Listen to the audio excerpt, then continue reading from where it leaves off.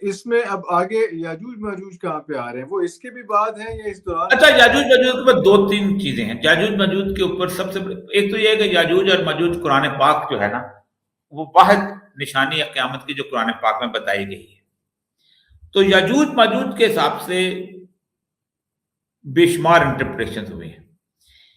میں بنیادی طور پہ عمران حسین صاحب کی انٹرپریشن کو بہتر سمجھتا ہوں. ان کی جو تحقیق کے اور قرآن کے حساب سے بھی بڑی فٹ بنتی ہے. مثلا اللہ تبارک تعالیٰ نے قرآن پاک میں یاجوج ماجوج کا دو جگہ ذکر کیا. ایک سورہ کہف میں ذکر کیا. ہمارے دوست اسائل عظیم کی بھی انٹرپریشن ہو سکتا ہے ٹھیک ہو وہ، لیکن جب وہ آئیں گے تو دیکھی جائے گی. اصل میں یہ وہ ہیں جو وقت کے آنے کے اوپر پتہ چلے کہ کیا واقعی وہ اس طرح کہ ذوالقرنین کے 3 سفر ہیں. ایک سفر سیدھے رائٹ مشرق کی طرف ہے، ایک مغرب، ایک اوپر کی طرف. اور پھر اللہ نے فرمایا کہ ایک قوم کے پہنچا جو قادو نہ جایا اس کو ہونا قولا، وہ جو ہے نا وہ کسی زبان نہیں جانتے تھے. تو کہا یہاں ایک قوم ہے جو مفسدین فی الارض، پھر زمین پہ فساد کرتے ہیں نا. تو پورٹل والا مسئلہ نہیں ہے نا زمین پہ فساد میں. تو ان کو انہوں نے کہا کہ آپ یہاں پر اس کو لگا دیں، دیوار بنا دیں، تانبے کی دیوار، تانبا ڈالا پورا.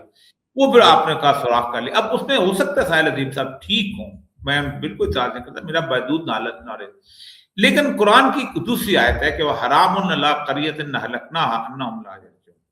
ہم نے ایک بستی کو ہلاک کر دیا یروشلم کی، اور اس کے رہنے والوں کو ہم نے کہا کہ اب یہ واپس نہیں آئیں گے.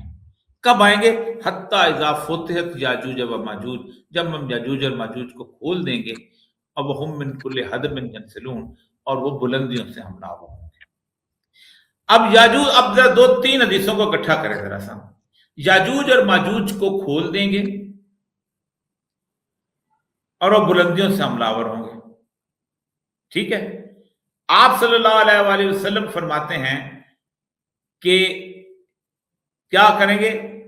تمہاری کڑیاں ٹوٹیں گی 1920 میں. ٹھیک ہے. قرآن کہتا ہے جب وعدہ آخرت کا آ جائے گا تو جینا بکم لفیفہ، میں تم یہودیوں کو اکٹھے کر لوں گا یروشلم میں. اب ہوا یہ کہ رسول اکرم نے جب پیش گوئی کی نا کہ انہوں نے یاجوج میں سوراخ کر دیا ہے، تو اس زمانے میں وہ کیسپین سی جو اوپر تھا وہاں بہت بڑی سیلاب آیا تھا تو خزہ پہ ٹوٹ گیا. تو جو کہ لوگ آذربائیجان کے شہر باکو گئے ہیں انہوں نے یہودیوں کا ایک گاؤں دیکھا ہوگا جہاں ماؤنٹین جوز رہتے ہیں.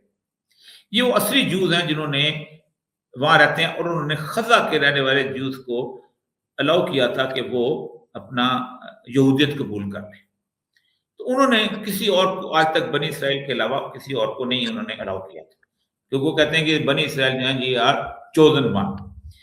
تو خزہ قبیلے کے جو جوز ہیں ان کو کہتے ہیں اشکنازی جوز. یہ سارے یورپ میں وہی ہیں، یہ بنی اسرائیل نہیں ہے.